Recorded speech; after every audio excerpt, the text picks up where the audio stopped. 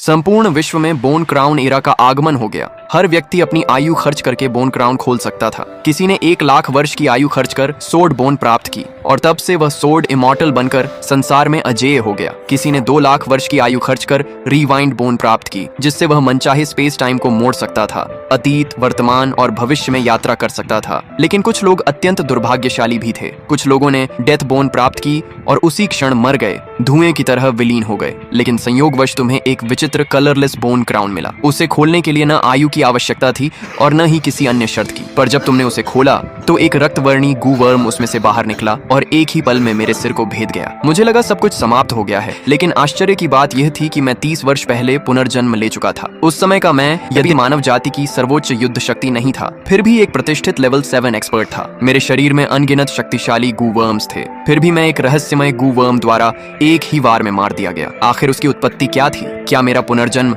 उसी गू वर्म से जुड़ा हुआ था? तभी मुझे अपने शरीर के भीतर कुछ असामान्य हलचल महसूस हुई। सौभाग्य से पिछले जन्म की मेरी प्रबल मेंटल पावर गायब नहीं हुई थी, इसलिए मैंने तुरंत अपनी मेंटल पावर का उपयोग कर अपने शरीर का निरीक्षण किया। जैसा अपेक्षित था, मेरे हृदय के पास मुझे एक रक्तवर्णी विचित्र गू वर्म मिला। उसकी पीठ पर एक अक्षर अंकित था, शो। उसी समय मेरे मस्तिष्क में एक सिस्टम पैनल उभरा। जब मैंने उस गू वर्म की जानकारी स्पष्ट रूप से देखी तो मेरा हृदय एक पल के लिए थम गया और फिर मैं अत्यंत आनंदित हो उठा। मैंने कभी नहीं सोचा था कि यह वास्तव में पौराणिक बीस्ट लाइफ गू है, संसार के सबसे उच्च श्रेणी के गू वर्म्स में से एक। यह स्पेस टाइम गू, फेट गू, लक गू और असंख्य शक्तिशाली गू वर्म्स के साथ गू वर्ल्ड्स 23 सुप्रीम गू में से एक था। यहाँ तक कि पिछले जन्म में भी किसी ने इसे कभी प्राप्त नहीं किया था। और इस संसार में जहाँ गू जार्स खोलने के लिए बीस्ट लाइफ खर्च करना पड़ता है और गू वर्म्स को पालने के लिए भी बीस्ट लाइफ की आवश्यकता होती है, वहाँ बीस्ट लाइफ गू का स्वामी होना मानो सब कुछ प्राप्त कर लेने के समान था। बीस्ट लाइफ गू